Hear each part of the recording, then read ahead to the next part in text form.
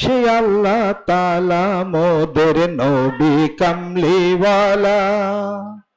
হর তার খুশিতে চাঁদ শুরু জাজ হলো দ্বিগুণিয়ালা। ফকির দরবেশ আউলিয়া যারে ধ্যানে জ্ঞানে ধরতে নারে, যারে মহিমা বুঝতে পারে, একশো আল্লাহ তাআলা তার মহিমা বোঝা যাবে। আমরা শুধু প্রেমের বন্ধন দিয়ে তার সাথে ভালোবাসাতে আঁকড়ে থাকতে চাই। যেরকম সুবহানাল্লাহ। এত কিছু ধরা যাবে না। যাকে আল্লাহ পাক নিজের বাড়িতে দাওয়াত দিয়ে নিয়ে গেলে প্রথম দ্বিতীয় তৃতীয় চতুর্থ পঞ্চম ষষ্ঠ সপ্তম আকাশ পারি হয়ে সিদরাতুল মুনতাহা পারি হয়ে ৭০,০০০ নূরের পর্দা ভেদ করিয়া মহান মাবুদের বাড়িতে যিনি পৌঁছিয়া গেলেন, আরশে আজিমে যখন পা রাখলেন, একা একা একটু একটু কেমন যেন লাগতেছিল। আল্লাহর নবীর আল্লাহর বন্ধুর একটু ভীত হয়ে গেলেন। যেখানে সফর করি আমি যাই, আমার বন্ধু আবু বকর তো আমার সঙ্গে থাকে, আজকে তো আবু বকর নাই। আল্লাহ রাব্বুল আলামিনের কুদরত বুঝতে পারতেছিলেন। আল্লাহ রাব্বুল আলামিন ওই গারে সুরের সেই শরীফটা নিজে ভাসিয়ে দিলেন আর বললেন, কার কণ্ঠে? আল্লাহ নবীর বন্ধু আবু বকরের কণ্ঠে। ওইটা কথাটা ভাসতেছিল। আল্লাহ পাক বলেন, লা তাহজান ইন্নাল্লাহা মা'না। কোনো ভয় নাই, মহান মাবুদ আমাদের সঙ্গে আছেন। কার কণ্ঠে আরশ আজিমে বাজতেছিল? আবু বকরের কণ্ঠে। জোরে কোন সুবহানাল্লাহ। আল্লাহ নবী বলতেছেন, আহারে আমার আবু বকর কি তাহলে মেরাজে আরশ আজিমে আমার সঙ্গে আসছে নাকি? আবু বকরের কণ্ঠে। এটা পাঠ কে করতেছে? আল্লাহ পাক বলেন, ও বন্ধু আবু বকর নয়, আমি মহান মাবুদ আবু বকরের কণ্ঠে আমি বলতেছি। যেহেতু আপনার বন্ধু আবু বকর, তার কণ্ঠের একটু শব্দ পাইলে আপনি তো কোনো হয়তো বা ভয় পাবেন না। ও বন্ধু আগে আসেন, আর একটু আগায় আসেন। একটা ধনুকের দুই মাথা একত্রিত করলে যতটুকু দূরত্ব হয়, আল্লাহ আল্লাহর বন্ধুর মাঝে ততটুকু দূরত্ব ছিল। জোরে কোন সুবহানাল্লাহ। মহাশূন্যতা পাড়ি দিয়া আকাশের প্রান্ত সীমা শেষ করে ৭০,০০০ নূরের পর্দা ভেদ করিয়া মহাশূন্যতা পাড়ি দিয়া আল্লাহর বন্ধু আল্লাহর সঙ্গে কি প্রেমালাপ করেছেন, কি কথা বলেছেন, আপনি আমি ভালো জানি না, আল্লাহ ভালো জানেন। নিগুর প্রেম কথাটি তাই আজ আমি শুধাই কার কাছে। নিগুর প্রেম কথাটি তাই আজ আমি শুধাই কার কাছে। যে প্রেমেতে আল্লাহ নবী মেরাজ করেছে, জোরে কোন সুবহানাল্লাহ। মেরাজ করেছেন আর উম্মতের জন্য মেরাজের বরকত আল্লাহ পাক এনে দিয়েছেন নামাজের মধ্যে। মেরাজ হয়ে যাবে, আল্লাহর সাথে দিদার হয়ে যাবে। জোরে কোন সুবহানাল্লাহ।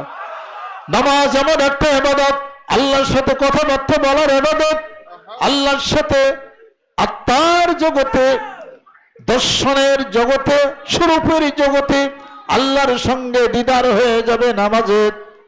ওই নামাজ হলো আসল নামাজ, ওই নামাজ হলো কবুলিয়াত নামাজ।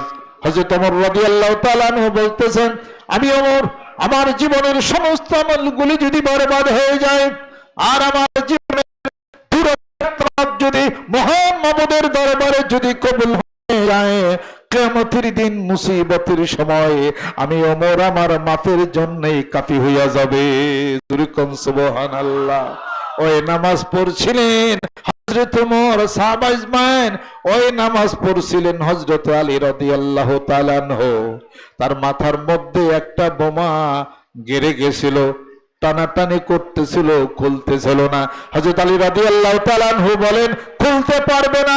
আমি আলী যখন নামাজের মধ্যে দাঁড়াই, মাথার মধ্যে লোহাটা গেড়ে গেছে, এখনো খুলতে পারবে না।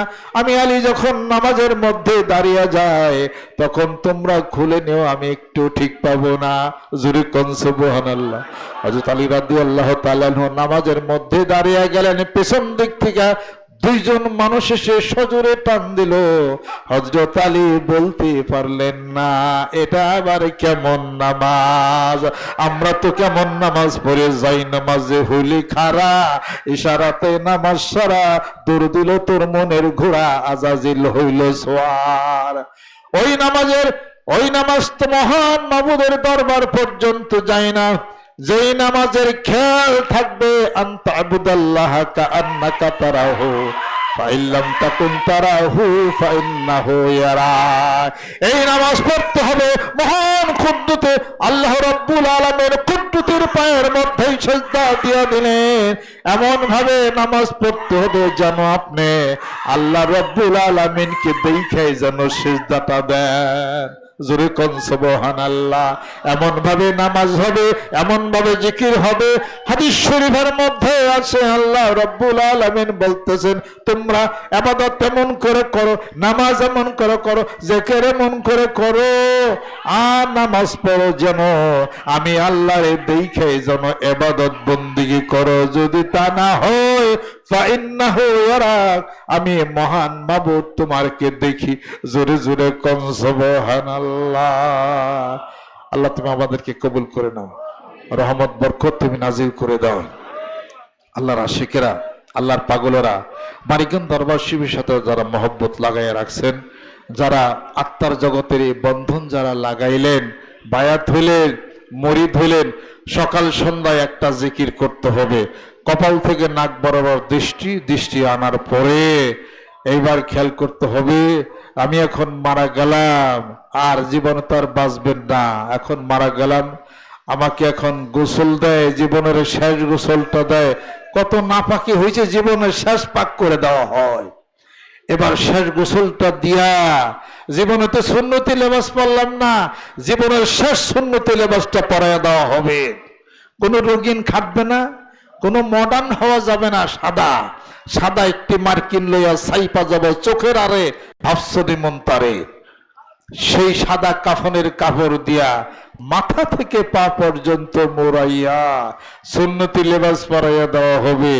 জীবনের শেষ গোসলটা করাইয়া জানাজার নামাজের প্রস্তুতি নেওয়া হবে।